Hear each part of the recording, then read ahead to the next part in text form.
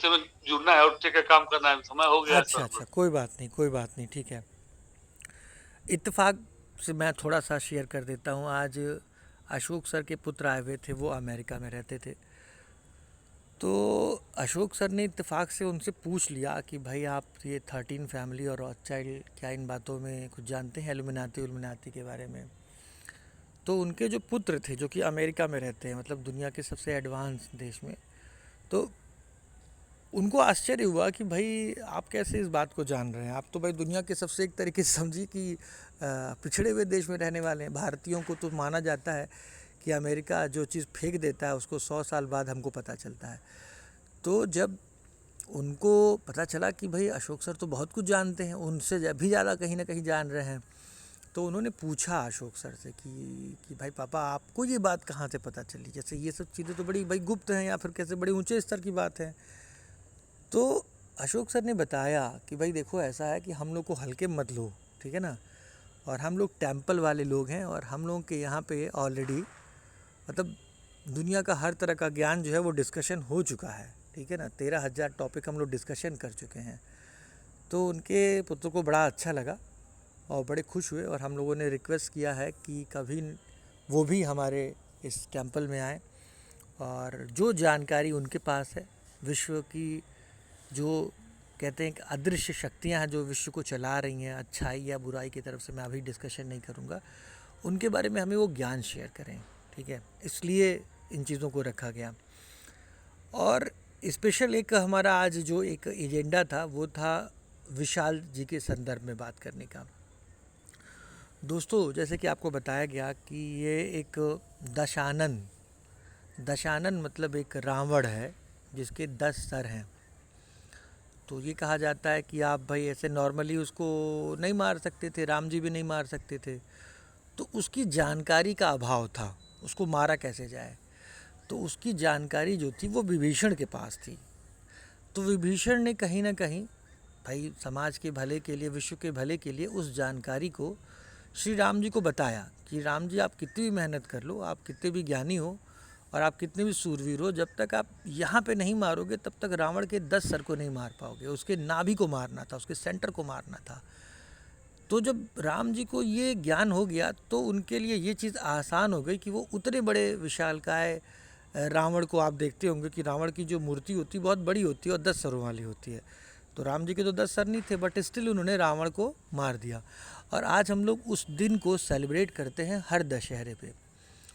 तो आपने रामायण के बारे में सुना है, राम जी थे या नहीं थे, रावण था या नहीं था, कोई बात नहीं है, रावण था या नहीं था, पर अच्छा लगता है कि अगर रावण रहा हो, भले ही 10 सर का रहा हो और राम जी ने मार दिया तो बड़ा अच्छा काम किया। और हम लोग राम जी को भगवान के रूप में मान लेते हैं और रावण को असुर मान लेते हैं, शैतान मान लेते हैं। और हम लोग यही उम्मीद करते हैं कि फिर दुनिया में दोबारा कभी कोई रावण न पैदा हो, नहीं तो फिर राम जी को दोबारा पैदा हो जाएगा, होना पड़ेगा। यही परंपरा है। पर दोस्तों आप जिस रावण की बात कर रहे हो वो एक शरीर था और उसके 10 सर थे, मतलब शरीर के अंग थे जिन्हें काटा जा सकता था। पर आज इस विश्व में, इस विश्व को चलाने के लिए एक बहुत बड़ा रावण है जिसे आप कली मान लो। जैसे कली और कल्कि दो शब्द है, कली नेगेटिव है, असुर है, और कल्कि जो है ये पॉजिटिव शब्द है यानी देवता है। तो अब ये कहा जाता है कि भाई एक सिस्टम जो है, एक सिस्टम बनाया गया है, एक ऐसा सिस्टम है, एक ऐसा सॉफ्टवेयर है, एक ऐसा तंत्र है, एक ऐसी परंपरा है जिसमें हम सभी फंसे हुए हैं, जिसे समाज कहा जाता है। इसका एजुकेशनल सिस्टम कहा जाता है, इसके लोकतांत्रिक बॉडीज़ हैं, एडमिनिस्ट्रेशन है, गवर्नमेंट है, ये सब चीज़ एक सिस्टम है। आप कहते हो सिस्टम ही करप्ट है, तो ये जो सिस्टम है इसके 13 सिर हैं, 13 हेड हैं, 13 चेहरे हैं, जिनको आपको पता है ये एलुमिनाती के नाम से जाने जाते हैं, 13 परिवार के रूप में। और ये 13 सर वाला जो एलुमिनाती है या फिर ये जो सिस्टम है, ये पूरी दुनिया को जाने कितने ही बरसों से गुप्त तरीके से चला रहा है।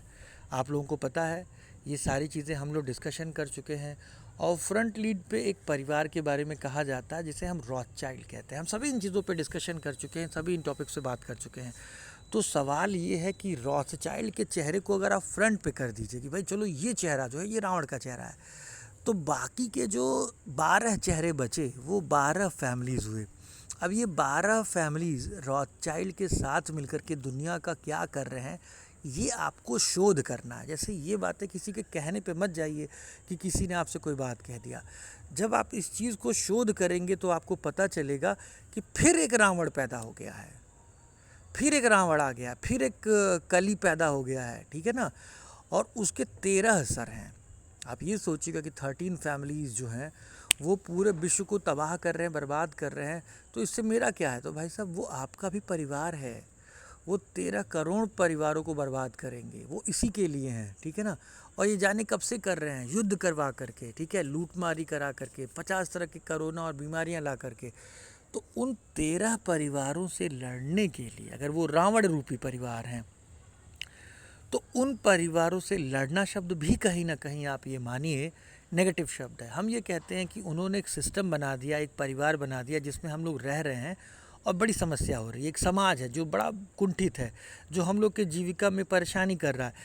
तो हम उस समाज से लड़ नहीं सकते, उस समाज को बदल नहीं सकते, पर एक नए समाज की नींव रख सकते हैं जिसे हम प्लैनेट एक्स कहते हैं। इस परिवार की नींव कौन रखता है? 13 एंजल्स। 13 एंजल्स कौन है? 13 एंजल्स आप लोग हैं। 13 परिवारों के प्रतिनिधि के रूप में, चाहे वो बेबी जी हों, चाहे वो संगीता हों, चाहे वो सबजीत जी हों, आमिर जी हों, प्रवीण जी हों, ड्रैगन फैमिली से इंडियन फैमिली हो, अगर आप इस ज्ञान को जानिएगा कि समस्या क्या है, समस्या का कारण क्या है, तो आप उसका निवारण भी जान जाइएगा, ठीक है। तो इस देश नहीं, पूरे वर्ल्ड की बात कर रहा हूँ, इस वर्ल्ड की 98 पॉपुलेशन को सिविलियन कहा जाता है, आम जनता कहा जाता है। तो आम जनता को पता ही नहीं है कि जो पॉलिसी मेकर्स हैं, जो लोग टॉप में बैठे हैं, वो क्या पॉलिसी बना रहे हैं। किसी ने कह दिया भैया कल सभी लोग नीले रंग का शर्ट पहनेंगे, तो जो नहीं पहनेगा उसके ऊपर केस हो जाएगा। किसी ने कह दिया कि भैया ये वाला कानून तो ख़त्म हो गया, अब आपका पैसा कोई लेके भाग गया है तो उस पर कोई कार्रवाई नहीं होगी। तो आप क्या कर लोगे? आप कहोगे अरे कल तक तो था वो कानून और उससे इंसाफ हो रहा था, तो वो कानून कैसे भस्म कर दिया आपने? अच्छा वो नया कानून ला देगा, तो आप कहोगे अरे इस कानून से तो बड़ी समस्या हो जाएगी। तो होती रहे, जैसे हम तो कानून ला दिए ना, अब तो आपको फॉलो करना है। तो ये तंत्र है, कोई एक आदमी नहीं कर रहा है, पूरा पैनल कर रहा है, पूरा सिस्टम कर रहा है, पपेट्स कर रहे हैं, जिनको पपेट्स कहते हैं, ठीक है, इनको बोलते हैं फॉल्स फ्लैग। तो इस तरह के 1000 लोग हैं जो आपके ऊपर रूल कर रहे हैं, बट किसी एक इंसान के कहने पे। तो आपको ये पता होना चाहिए कि वो एक इंसान क्या सोच रहा है, कैसे काम कर रहा है, कैसे दुनिया को चला रहा है।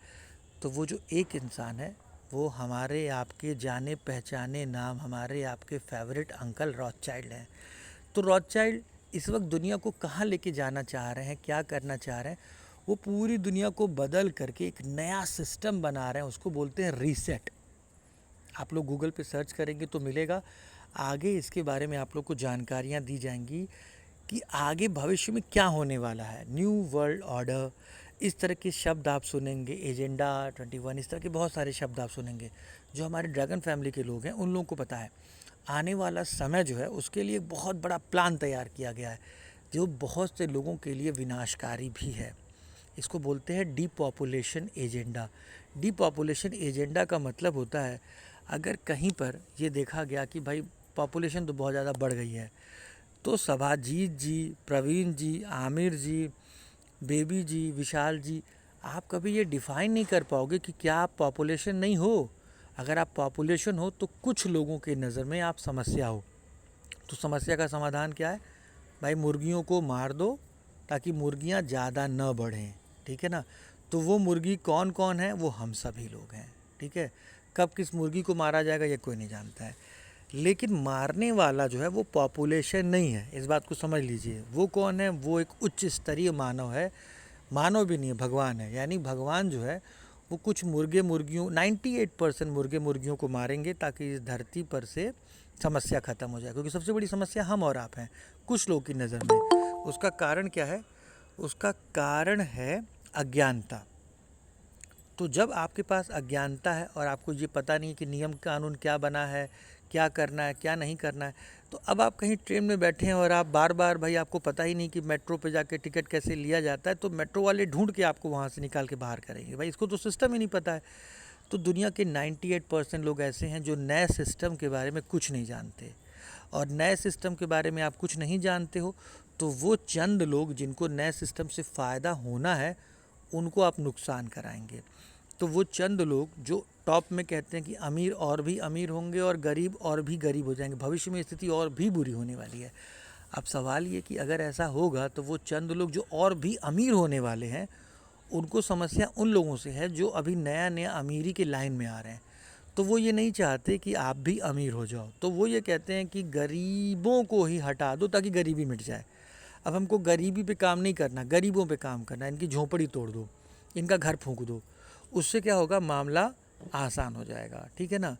तो इस तरीके से एक बहुत बड़ा रावण के रूप में, एक बहुत बड़ा जिसको बोलते हैं कली राक्षस के रूप में एक बहुत बड़ा सिस्टम है जो आपके सामने खड़ा हो चुका है।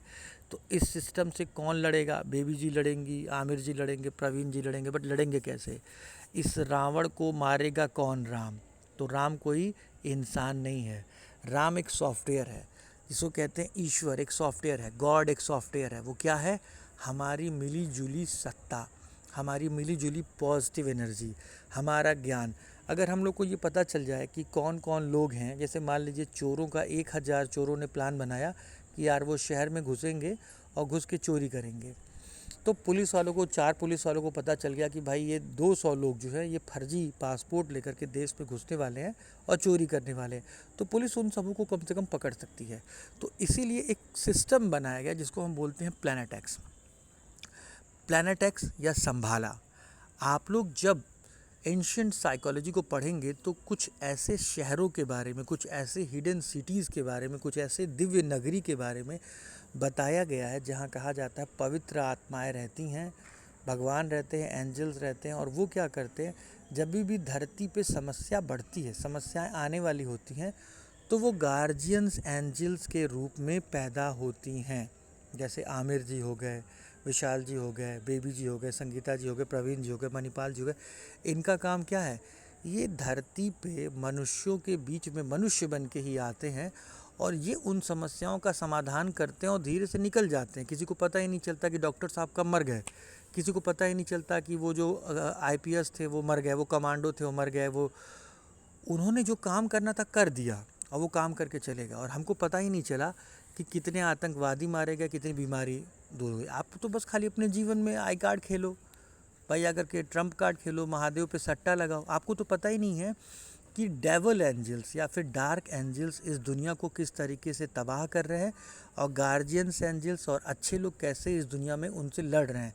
यानी आप कह सकते हो कि एक देवासुर संग्राम, देवताओं और दानवों के बीच में एक जंग जो है वो हर वक्त चल रही है सनातन काल से। अब आप अगर नहीं जानते हो तो आप मनुष्य हो, आप धरती ग्रह पे रहते हो, लेकिन अगर आपको नॉलेज हो गया, आपको ज्ञान मिल गया, या नहीं है आप प्लैनेट एक्स पे आ गए, प्लैनेट एक्स यानी संभाला पे आ गए, आपको यहाँ ज्ञानगंज पे ज्ञान मिल गया, तो अब आप इस प्लैनेट एक्स से वापस जब धरती पे जाओगे तो आपके पास ज्ञान होगा। उस ज्ञान से आप उन दुष्टों को पहचान लोगे कि भाई ये तो बदमाश आदमी है, ये तो दुष्ट आदमी है, तो इससे लड़ाई कैसे करनी है। फ्रंट लीड पे लड़ाई नहीं लड़नी। आपने अभी देखा कि हमारे पास एक मास्क है जो हम लगाते हैं, तो ये मास्क हमको हिडन रखता है उन बुरी शक्तियों से, उन नेगेटिव पावर से, और ये हमको बताता है कि हम एक परिवार हैं। हम यहाँ पे आते हैं तो हम ये नहीं कहते कि हम विशाल शर्मा हैं या फिर बेबी वर्मा है, हम क्या कहते हैं, हम मित्रम फैमिली हैं। हम कहाँ से हैं? तो भाई हम यहाँ से हैं। तो इस तरीके से हम लोगों ने एक परिवार बनाया, एक टेम्पल बनाया, एक गार्जियंस एंजल्स की एक टीम बनाई। ये 10,000 नहीं है, ये 15 ही हो सकती है, ये 10 ही हो सकती है, बट ये 10 अगर अपने ज्ञान को जो आपको मिल रहा है आप और लोगों तक पहुंचाओगे, या फिर जो लोग गलत हैं उनकी सूचना अगर टेम्पल तक पहुंचाओगे, या जिनको हमारी ज़रूरत है उनकी सूचना हम तक पहुंचाओगे, तो ये टेम्पल मिल करके उस समस्या पे कार्य करेगा और जो कुछ भी हम कर सकते हैं वो हम करेंगे। अब आप लोग को मैं एक चीज़ और ऐड करूं कि हम लोग की विंग है मीडिया विंग।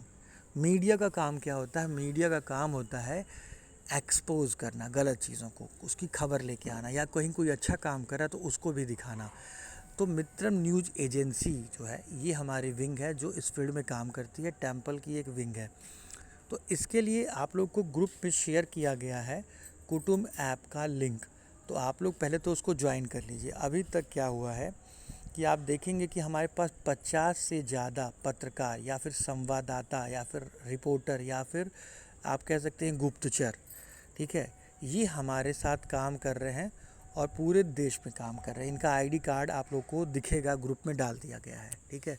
अब सवाल ये इनका काम क्या है, इनका काम है जगह जगह स्टिंग करना, सूचना इकट्ठा करना और हम लोगों को देना, टेम्पल को देना। तो टेम्पल क्या करता है, फिर उन सूचनाओं को इकट्ठा करके, जैसे आप देख रहे हो India news voice, India news service, ये एक न्यूज़ चैनल है।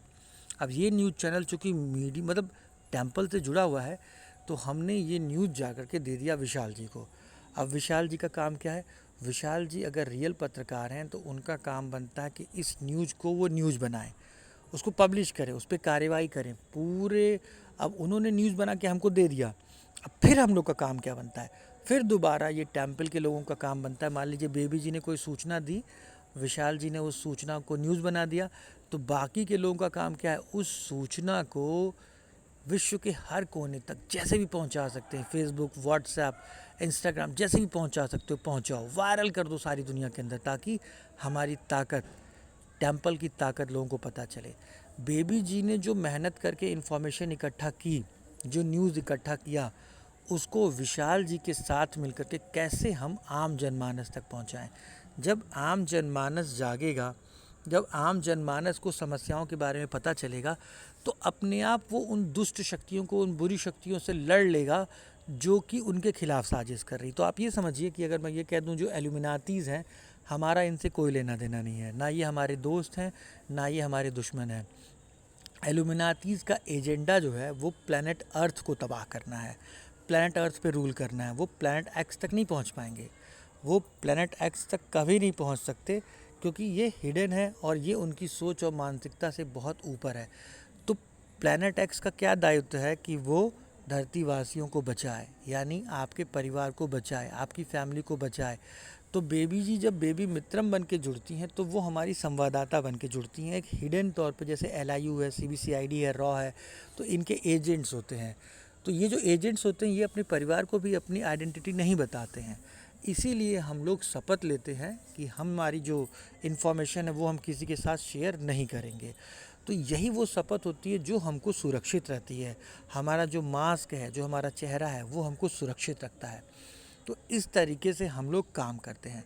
तो हमारा एजेंडा ये है कि इस दशहरे में हम लोग शपथ लें कि अब मिल करके हम लोग जितनी भी बुरी शक्तियां हैं इनके बारे में जानेंगे, जितने गलत लोग हैं इनके बारे में जानेंगे और एक दूसरे को बताएंगे और इतना इन्फॉर्मेशन इकट्ठा करेंगे कि फिर उस गलत शक्ति, चाहे वो एल्यूमिनाटी हो या दुनिया की कोई भी सीक्रेट सोसाइटीज़ हो, कोई भी हो, जो कुछ गलत करने की कोशिश कर रहा, उसके खिलाफ प्लैनेट एक्स एक जंग छेड़ता है, ठीक है ना, ताकि हम नेगेटिव लोगों से लड़ सकें। तो आप लोगों से मैं रिक्वेस्ट करूंगा कि आप सभी लोग जो हैं वो हमारा जो दिया गया है आप लोगों को लिंक जो दिए गए हैं आपको, उसको ज्वाइन करिए कुटुंब के, ठीक है, कुटुंब को ज्वाइन करिए और अपना अपना कार्ड बनवा लीजिए ताकि आगे भविष्य में हम उस काम को कर सकें, ठीक है। तो आप लोगों को ये इन्फॉर्मेशन मिली और आगे भी हम लोग इस तरीके से कार्य करें, इसमें आप लोगों के साथ में परिचर्चा होनी बहुत ज़रूरी है, ठीक है। अभी 9 बज चुका है, तो हम चाहेंगे कि हमारे साथ में अगर अशोक सर हैं, ड्रैगन आईडी से विजय सर हैं, ओके, तो बेबी जी आप हैं, ठीक है, बेबी जी ने भी लिखा था। तो हम लोग 9 बजे अपनी एक शपथ लेते हैं, तो हम लोग उस शपथ को कंटिन्यू करते हैं। आप में से कुछ लोग जो नए हैं, जो भूल चुके हैं, मैं उनको याद रखा दूं। हम एक शपथ लेते हैं कि अगर हमारे आसपास कहीं कुछ गलत हो रहा होगा तो हम उस गलत के खिलाफ़ जो भी आवाज़ उठा सकते हैं वो उठाएंगे, और अगर नहीं उठा पाएंगे तो कम से कम उसकी सूचना जो है वो टेम्पल को, मित्रम को देंगे, ताकि हमारा जो टेम्पल है वो उसको ठीक कर सके, उसको उसके खिलाफ़ आवाज़ उठा सके। तो यही शपथ जो होती है वो होती है, whenever the light needs me I will be there for it. यानी कहीं पर भी प्रकाश की ज़रूरत होगी, किसी को कोई समस्या होगी, तो जो हम कर सकते हैं वो हम करेंगे। बाकी महादेव की मर्ज़ी, ईश्वर की मर्ज़ी, वो हमें उस लायक रखता है कि नहीं लगता है। इसीलिए हम अपनी ताकत को जानते हैं, बट इसके बावजूद हम ईश्वर भगवान में बिलीव करते हैं। इसीलिए हम अपने लास्ट में आमेन यूज़ करते हैं। आमेन का मतलब है कि जो कुछ भी हम कह रहे हैं या हम कहना चाह रहे हैं, इसमें ईश्वर हमें करने की ताकत दे। तो आप लोग हमारे साथ में एक बार इसे कंटिन्यू करिए। अगर आप लोग कंफर्टेबल हो तो शपथ हम कंटिन्यू करेंगे। अपना माइक अनम्यूट कर लीजिए सभी लोग, माइक अनम्यूट कर लीजिए अगर आप लोग को आवाज़ जा रही हो तो। Whenever the light meets me, Whenever the light meet me, I will be I will be there for it. there for it. Amen. Amen. बहुत बहुत धन्यवाद आप लोगों का।